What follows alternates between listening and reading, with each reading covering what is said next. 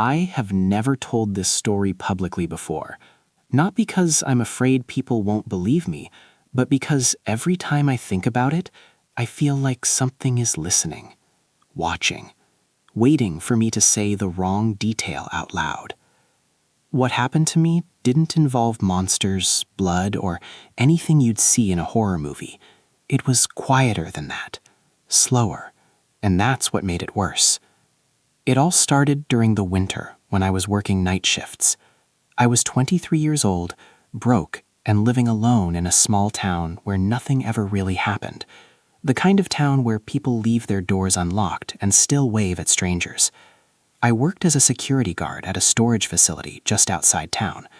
The job was simple: sit in a small office, watch the cameras, do an hourly patrol, and make sure no one broke in.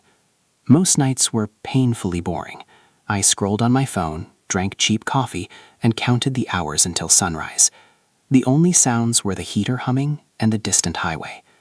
That's why the first night stood out so clearly. At exactly 2:17 a.m., a motion sensor alert went off. That alone wasn't strange. Animals or wind triggered them sometimes. But this alert came from Storage Row C, Unit 38. That unit had been empty for months. I checked the camera feed. The footage was grainy under the weak lights, but I could clearly see Unit 38. The door was open. I leaned closer to the screen. The system showed no record of anyone entering that night. No gate code, no alarm. I grabbed my flashlight and radio and went outside. The air was freezing, the kind that burns your lungs. Frost crunched under my boots.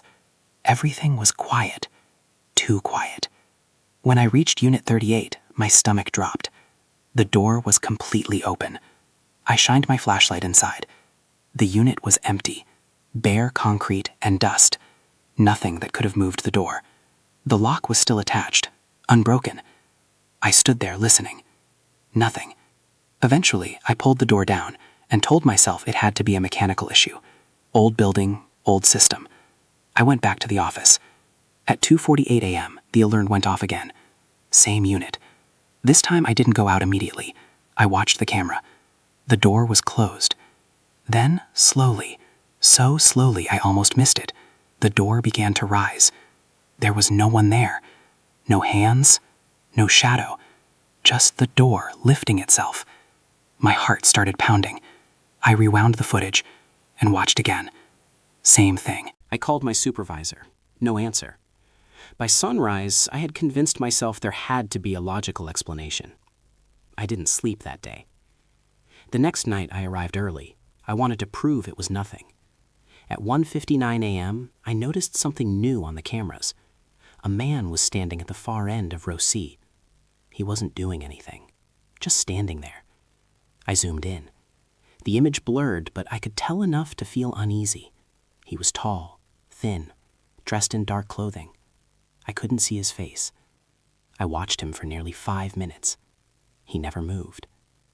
Then, all at once, every camera on row C turned to static. I froze. A few seconds later, the feed returned. The man was gone, and Unit 38 was open again. I skipped my patrol that hour. Over the next week, things got worse. The man appeared more often, always on camera, never close enough to see clearly. Once I saw him standing directly outside my office door. When I checked the live hallway camera, it was empty. I started feeling watched even when the screens were blank. Then came the audio. One night I heard breathing through the camera feed. Slow, intentional. Not mine. I muted the sound.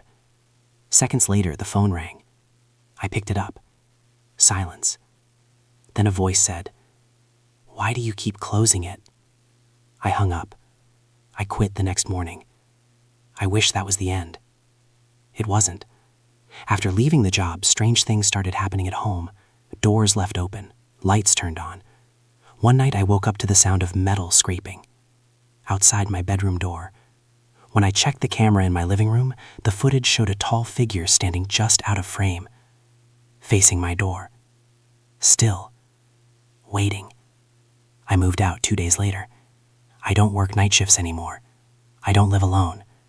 And I never sleep with my door closed. Because sometimes, just before I fall asleep. I hear it, the slow sound of something being opened, and a voice whispering from somewhere I can't see, "Don't close it."